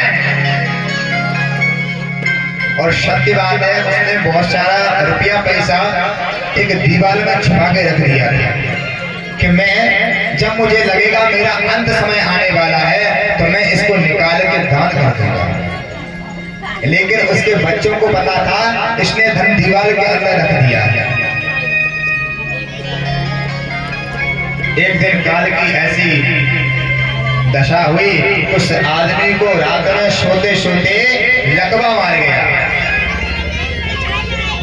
अब उसके जो मित्र थे पास में आए, तो बेचारा ना बोल पा रहा ना कुछ कह पा रहा। तो मित्रों ने सोचा तुम कहते थे कि दान हम करेंगे, तो अब बताओ दान करवा दे, तुम्हारा थोड़ा कल्याण हो जाएगा, तुम्हारे कुछ पाप कट जाएंगे। तो केवल इशारा कर पा रहा हाथ से कि इधर, यानी कि जो दीवार थी उसकी तरफ इशारा कर रहा था, इसमें से कुछ निकाल लो और दान कर दो। मित्रों ने कहा क्या कह रहे हैं, कुछ समझ में नहीं आ रहा है। और उसके लड़कों ने समझा, पिताजी बता रहे इसमें से धन निकाल लो। अब पिताजी तो जाने वाले हैं, धन भी जाएगा। तो लड़कों से पूछा पिताजी क्या कर रहे हैं, तो लड़का रो करके बोले पिताजी कह रहे हैं धन है ही कहाँ, जो था इस मकान में लगा दिया, इसमें लगा दिया। तो कहने का तात्पर्य यही है, जो कर सकते हो आज, कल का कोई भरोसा नहीं है। किस धुन में बैठा है बाबरे, किस धुन में बैठा है बाबरे, तू किस मद में मस्ताना है। ओ सोने वाले जाग जा, संसार मुसाफिर खाना है। सोने वाले जाग जा, संसार मुसाफिर खाना है। ओ सोने वाले जाग जा, संसार मुसाफिर खाना है। सोने वाले जाग जा, संसार मुसाफिर खाना। हम लोग इस माया के बंधन में बड़े बड़े सो रहे हैं। इस जीवन का कुछ पता नहीं है, कोई ठिकाना नहीं है, और हमें जागना है, यानी जाग तो रहे हैं फिर भी सो रहे हैं, भगवान के भजन करने के लिए जागना है। ओ सोने वाले जाग जा, संसार मुसाफिर खाना है। सोने वाले जाग जा, संसार मुसाफिर जय हो।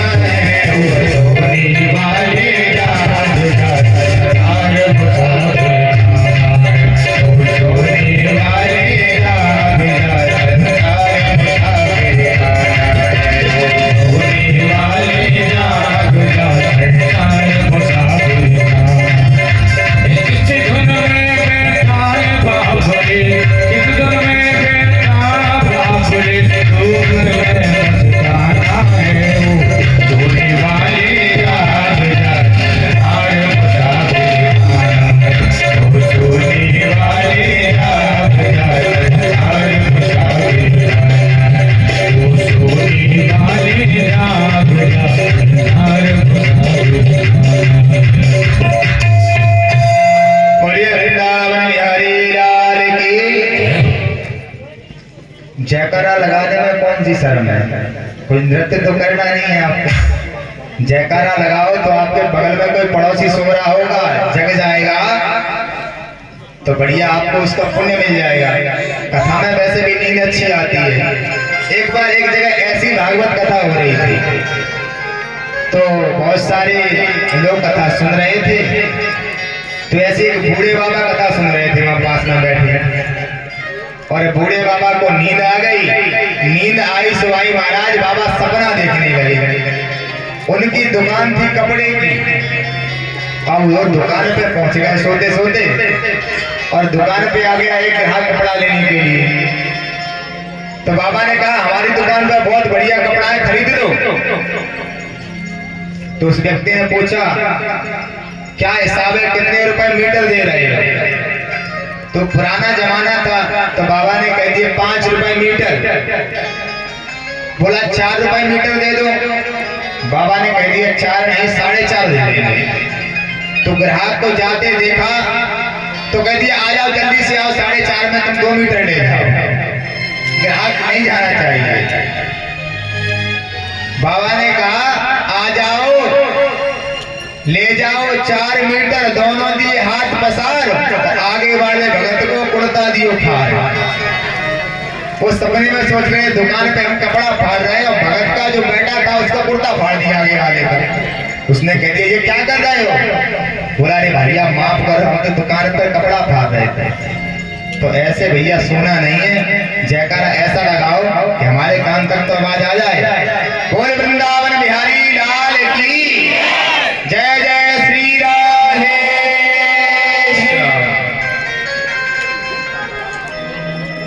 तो पुरंजन की कथा समझ में आई सबको? समझ में आई पुरंजन की कथा?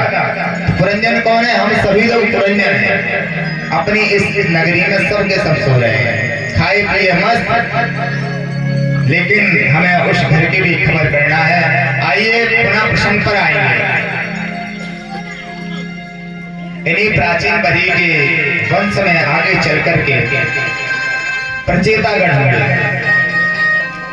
इन्हीं प्रचेताओं ने भगवान की बड़ी सुंदर स्तुति गाई और पूछा प्रभु भगवान जल्दी कैसे खुश होंगे, इसका कोई सरल उपाय हो तो बता दीजिए।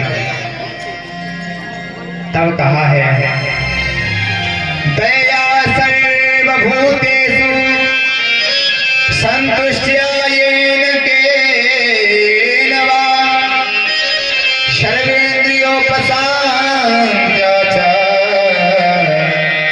तुष्यत्याशु जनार्दनः। जो व्यक्ति चाहता है भगवान बहुत जल्दी खुश हो जाए, उसको कुछ नहीं करना है, केवल 3 बातों को याद रखना है। कौन कौन सी 3 बातें? दया सर्वभूतेषु, पहला है कि सबके ऊपर दया करना है। ऐसा नहीं कि हमारा बच्चा रो रहा है तो हमने उसको चुप करा लिया, दूसरे का रो रहा है तो उसको रोने दिया। ये दया का भाव नहीं है। परस्पर बंध वर्गीय, अपना हो या पराया हो, कोई भी हो, सबके ऊपर एक समान दया करनी है। संतुष्टिया येन केन वा, आपको जो मिल गया है उसी में संतुष्ट रहना सीखिए। ये नहीं कि भगवान से बात बात पर शिकायत करना कि प्रभु इसको तो इतना दिया, मुझे कुछ नहीं दिया। अरे परमात्मा तो सबको बराबर देते हैं, लेकिन हमारे अंदर पात्रता होना चाहिए। जब आकाश से बरसात होती है बादलों से, तो बरसात में कहीं लोटा रखा है, कहीं गिलास रखा है, कहीं बाल्टी रखी है। अब बाल्टी लोटा से कहे कि मेरे अंदर इतना पानी आता, तेरे अंदर इतना कम क्यों आता है? तो जवाब यही मिलेगा कि हमारे अंदर इतनी जगह ही नहीं है, इतनी पात्रता ही नहीं है। जितनी पात्रता होगी आपको उतना मिलेगा। इसलिए भगवान से शिकायत नहीं करना चाहिए, जो मिला हो उसी में संतुष्ट रहना चाहिए। तीसरी बात यह सर्वेंद्रियोपशांत्याचार, अपनी इंद्रियों पर विजय प्राप्त करना चाहिए। अपनी इंद्रियों के हिसाब से नहीं, अपने जो शास्त्रों का नियम है उस हिसाब से जीना चाहिए। अगर ऐसा आप करोगे तो भगवान आपके ऊपर बिना पूजा पाठ के भी प्रसन्न हो जाएगा। सबके ऊपर दया, जो मिला है उसमें खुश रहना, जो प्राप्त है वही पर्याप्त है। और तीसरा अपनी इंद्रियों का निग्रह। अब आगे पंचम स्कंद की कथा आती है, जिसमें महाराज मनु के जो बड़े बेटे हैं प्रियव्रत, ब्रह्मा जी ने समझाया कि बेटा हमें सृष्टि का विस्तार करना है, तुम भी विवाह कर लो। तब उनकी बात मान करके उन्होंने विवाह कर लिया। उनके 10 बेटे हुए, लेकिन उनके मन में एक दिन विचार आया कि बताओ इस संसार में रात्रि व्यर्थ में होती है, रात में सब लोग सो जाते हैं, और यदि कहीं पूरे 24 घंटे दिन ही दिन रहे तो कितना अच्छा होगा। रात्रि हो ही ना, ऐसा क्या किया जाए। तब उन्होंने एक अपनी तपस्या के बल से ज्योतिर्मय रथ का निर्माण किया, जो सूर्य से भी अधिक तेजोमय था। उस रथ में सवार होकर के उन्होंने पृथ्वी की 7 परिक्रमा लगाई। अब तो महाराज 7 दिन तक रात्रि हुई नहीं। ब्रह्मा जी घबराए, दौड़े दौड़े आए, बोले बेटा ये तुम क्या कर रहे हो? अरे इस पृथ्वी पर रात्रि नहीं होगी तो ये जो मनुष्य है वह सोएंगे कब? सृष्टि का संतुलन बिगड़ जाएगा। अरे संसार में हमने जो भी बनाया है उसका कहीं ना कहीं कोई ना कोई महत्व अवश्य है। एक बार एक राजा को मन में विचार आया कि परमात्मा ने इस संसार में 2 चीजें व्यर्थ बनाई हैं, एक तो मधुमक्खी और दूसरी मंगड़ी। इनको तो खत्म कर देना चाहिए, इनका कोई भी उपयोग नहीं है। उसी समय भगवत प्रेरणा से उसके राज्य पर हमला हुआ। राजा के सारे सैनिक मारे गए, राजा का राज हड़प लिया। राजा अपने प्राण बचा करके जंगल में भागा। जंगल में भागते भागते एक पेड़ के नीचे सो गए। सोते सोते उसकी नाक पर एक मधुमक्खी ने काट लिया। वह हड़बड़ाकर उठ बैठा। जैसे जगह है उसने घोड़ों की टापों की आवाज सुनी, क्योंकि शत्रु की जो सेना थी उसको पकड़ने आ रही थी। उसने वही कान पकड़ लिया, प्रभु यदि आज ये मधुमक्खी नहीं होती तो मुझे शत्रु सेना बंदी बना लेती। दौड़ करके प्राण बचा करके गुफा में घुस गया। जैसे गुफा में घुसा है, एक मकड़ी ने जाला तोड़ दिया। पड़ोसी देश के राजा के सैनिक ढूंढते ढूंढते आए। सैनिकों ने कहा लगता है राजा इस गुफा में घुसा है। कुछ सैनिक उस गुफा के दरवाजे पर गए तो देखा, अरे भैया ये गुफा तो बंद है, लगता है बरसों से इसमें मकड़ी का जाला पड़ा है, इसमें कोई नहीं है। उसी समय राजा को ये बात भी समझ आ गई, यदि मकड़ी नहीं होती तो मैं जीवित नहीं रहता। इसलिए परमात्मा की सृष्टि में जो भी बनाया गया है उसकी कहीं ना कहीं कोई ना कोई महत्ता है। जैसे आजकल हम लोग गाड़ियां खरीदते हैं, गाड़ी हो, फोन हो, कोई मोटरसाइकिल हो, तो यह कहते हैं इसका लेटेस्ट मॉडल आ जाएगा, इससे अच्छा आ जाएगा तब खरीदेंगे। लेकिन ब्रह्मा जी ने यह मनुष्य का मॉडल बनाया है। अब तक कितने वर्ष व्यतीत हो गए, पर इससे बढ़िया कोई मॉडल आज तक बना ही नहीं। लेकिन कुछ कुदरती लोग होते हैं जो ब्रह्मा जी की रचना में कमियां ढूंढते हैं। ऐसे ही 2 मित्र थे, उन्होंने सोचा ब्रह्मा जी ने इस संसार में बहुत सारी गलतियां की हैं, चलो ब्रह्मा जी की गलतियां ढूंढते हैं। जिन्होंने जीवन में कभी अपनी गलतियां देखी नहीं, वह ब्रह्मा जी की गलतियां देखने जा रहे हैं। कहा एक काम करो, एक डायरी ले लो, ब्रह्मा जी की गलतियां नोट करेंगे। तो ऐसे गांव में से निकले तो देखा एक छप्पर के ऊपर कद्दू की बेल थी, और कद्दू की बेल के ऊपर इतने बड़े बड़े कद्दू लटक रहे थे। बोला पहली गलती नोट करो, बताओ कितनी छोटी सी पतली सी बेल है और इस पे इतने बड़े बड़े फल लगा दिए। ब्रह्मा जी की पहली गलती नोट कर ली। थोड़ा आगे पेड़ दिखाई दिया। आम के पेड़ पर छोटे छोटे आम के फल लगे थे। तो बोला दूसरी गलती नोट करो, बताओ आम जैसे पेड़ पर बड़े बड़े फल कद्दू लगाने चाहिए थे, और जो कद्दू की बेल है उस पर छोटे छोटे आम जैसे फल लगाने थे। गलती नोट करो। ब्रह्मा जी की 2 गलतियां हो गई। चलो सोचा चलो थोड़ी देर आराम कर लेते हैं, तो आम के पेड़ के नीचे सो गए। भगवान की कृपा से थोड़ी हवा का झोंका आया तो एक कच्चा आम टूट करके उसके नाक के ऊपर गिरा। जैसे ही नाक पर वह गिरा है तो वह तो बेहोश हो गया। दूसरे ने पानी डाला, अरे भैया क्या हुआ, चलो हॉस्पिटल लेके चले। बोला भैया हॉस्पिटल बाद में ले जाना, पहले डायरी निकाल, उसका पन्ना निकाल के फाड़ दे। बोला क्या हुआ? बोला ब्रह्मा जी ने जो किया बहुत सही किया है। यदि कद्दू जैसे फल कहीं आम के ऊपर लटके होते तो आज तो मैं मर ही जाता। इसलिए ब्रह्मा जी की जो भी रचना है बड़ी सुंदर है, हमें उसमें कोई कमी नहीं देखनी चाहिए। कमियां देखनी है तो अपनी देखिए। बुरा जो देखने में चला बुरा न मिलिया कोई, जो दिल अपने खोज हो मुझसे बुरो न हो। बोल वृंदावन बिहारी लाल की राधे राधे। ब्रह्मा जी की बात को मान लिया, लेकिन उनके रथ के द्वारा भ्रमण करने से 7 द्वीप और 7 समुद्रों की रचना हो गई। इनके जो पहला द्वीप है जम्बू द्वीप, उसके राजा हुए महाराज आग्नित्र। आग्नित्र के 9 बेटा हुए जिन्होंने पूर्व चित्ती अप्सरा से विवाह किया। उन्होंने इसे जम्बू द्वीप के 9 खंड किए, और पहला खंड था जिसका नाम था अजनाब खंड। पहले हमारे इस भारतवर्ष का नाम अजनाब खंड ही हुआ करता था। इसके अधिपति हुए महाराज नाभि, और नाभि के घर में साक्षात भगवान ऋषि रूप में ऋषभदेव के रूप में जन्म लिया। बोलिए ऋषभदेव भगवान की।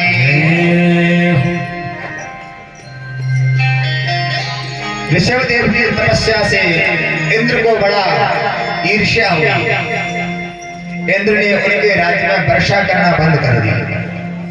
तब भगवान ऋषभदेव ने अपने योग बल पर बादल बनाए और अपने राज्य में वर्षा कर दी।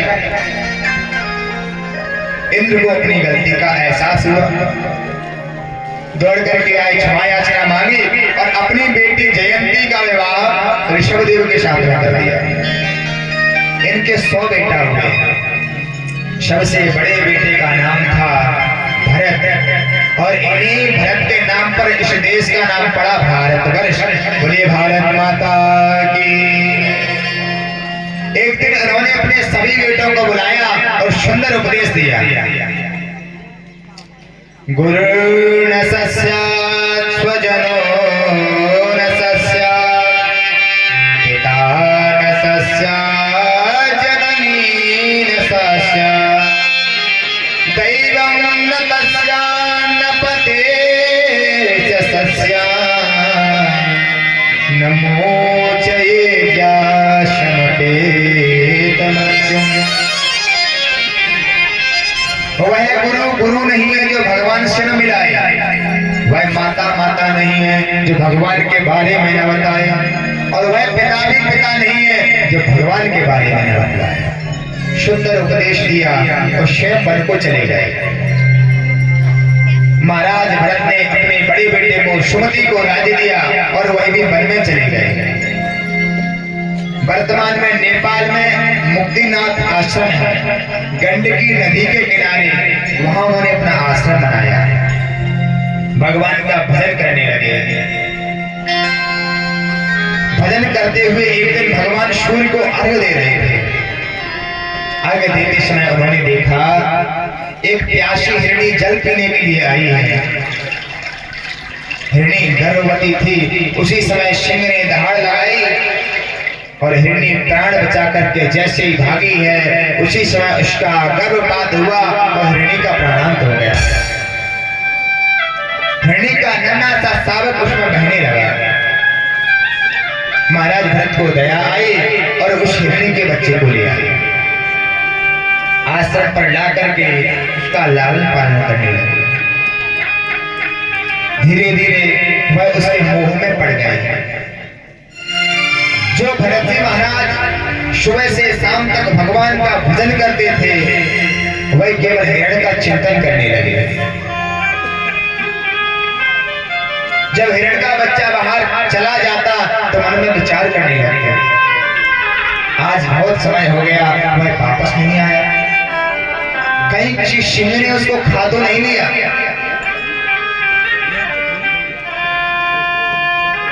इतने में जब वह आ जाता है तो उसको दुलार करने लगता है। एक दिन वह हिरण का बच्चा हिरण के झुंड में मिल करके भाग गया। अब तो दिनों दिन रात उसी का चिंतन करने लगे। बोलिए वृंदावन बिहारी लाल की। हम सभी के मध्य में ग्राम प्रणवा से हमारे पटवारी जी पधारे हैं, जिनकी 2 भागवत करवा चुके हैं। और प्रथम भागवत की यात्रा हमारी यहीं से प्रारंभ हुई थी। भिंड में जाने वाले हनुमान जी महाराज उसके परीक्षक यही थे, और विगत वर्ष जून में भी इन्हीं के माध्यम से ये परीक्षक थे और ग्राम रणेवा में कथा हुई थी। सभी लोग इनके लिए ताली बजाकर साधुवाद देंगे। मुकुंद माधव गोविंद भोल केशव माधव हरि हरि बोल,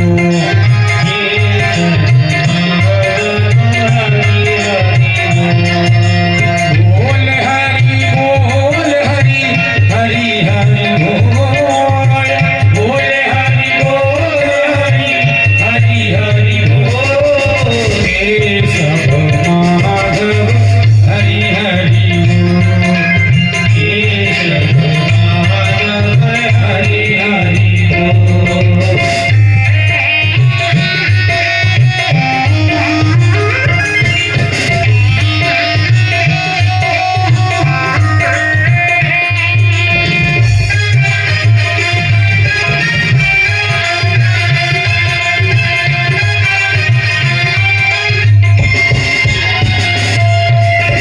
राम नाम के सब अधिकारी, राम नाम के सब अधिकारी, बालक व्रत युवा और नारी, बालक व्रत युवा और नारी, हरि जपित होत चित हो न डोल, हरि जपित होत चित हो न डोल, केशव माधव हरि हरि बोल, केशव माधव हरि हरि बोल, केशव माधव हरि हरि हरि हरि बोल।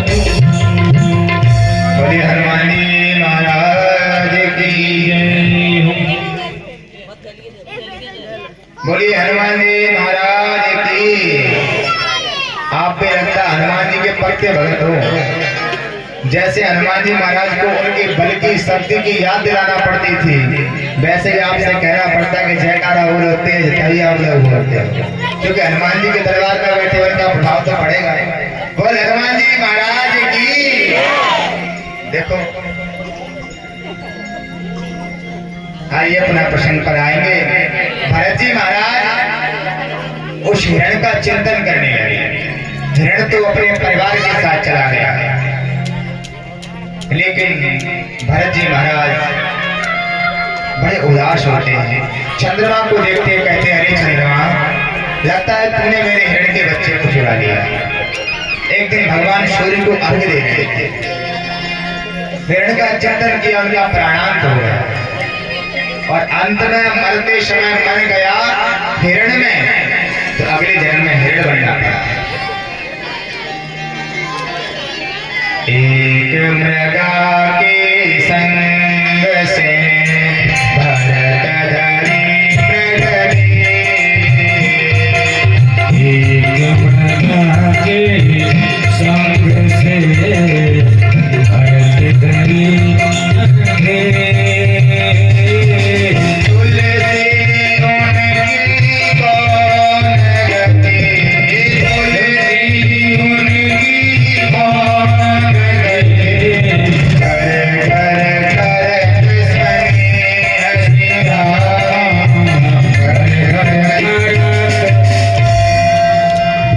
सोचिए भरत जी महाराज एक मृग के चिंतन के कारण उनको मृग बनना पड़ा। तो तुलसीदास बाबा कह रहे हैं इस संसार का आदमी पता नहीं किस किस से मोह लगा के बैठा है, इसकी कौन गति होगी। लेकिन जो भक्ति होती है वो कभी व्यर्थ नहीं जाती है। उस भक्ति के प्रभाव से उन्हें अपना पूर्व जन्म का स्मरण रहा और मन में विचार किया, मैंने हिरण का चिंतन किया, मैं मोह में पड़ गया जिसके कारण मैं हिरण बना। उसी समय ज्ञान आया और बिना कुछ खाए पिए उस गंडकी नदी में खड़े होकर के अपने प्राणों का परित्याग कर दिया। अगले जन्म में एक ब्राह्मण के घर में जन्म लिया। क्यों? भक्ति बीज पलटे नहीं, जो जुग जाए ऊंच नीच घर उपजे, रहे संत को संत। लेकिन आज उन्होंने सोच लिया अब मुझे किसी के चक्कर में नहीं पड़ना है, केवल भगवान का भजन करना है। भजन के लिए सबसे बड़ा उपाय ये है कि दुनिया की नजर में पागल बन जाओ, क्योंकि जब तक समझदार बने रहोगे तो दुनिया तुम्हें अपने काम में लगाए रहेगी, और जब पागल बन जाओगे तो लोग कहेंगे ये तो पागल है, किसी काम का नहीं है। पिताजी पढ़ाने का प्रयत्न करते हैं लेकिन वह पढ़ते नहीं हैं। पिताजी एक दिन आश्रम में बैठे बैठे पढ़ा रहे थे, गायत्री मंत्र सिखा रहे थे। बोले बेटा मंत्र याद हुआ? बोले पिताजी मंत्र तो याद नहीं हुआ, पर ये चींटी का बिल है, हम ये गिन रहे थे इसमें कितनी चींटी चली गई। पिताजी ने डांटा, अरे जड़, तेरा नाम आज से जड़ भरत है। माता पिताजी चल बसे। अब घर में भैया भाभी, उन्होंने सोचा ये किसी काम धंधे का नहीं है, एक काम करो इसको खेत पर रखवाली के लिए बिठा दे, क्योंकि जो काम करता है घर में, जो पैसा कमाएगा उसकी इज्जत थोड़ा कुछ अधिक रहती है, सत्यता है। माँ तो कहे मेरो पूत सपूत, बहन कहे मेरो प्यारो भैया, और तात कहे मेरा है कुल दीपक, लोक में लाज को अधिक बढ़ैया। पत्नी कहे मेरा प्राणपति, याकी में देव बलैया। कवि गंग कहे सुनो अकबर, जाके हाथ रुपैया। ये सब व्यक्ति की सेवा नहीं है, पैसे की, रुपया की, धन की सेवा है। खेत पर बैठा दिया महाराज को, लेकिन महाराज ठहरे भोले भाले। उन्होंने क्या किया, खेत में गैया मैया वगैरह आती हैं, सबको बुलाते हुए गौएं हैं गोपाल की, गौवन के गोपाल,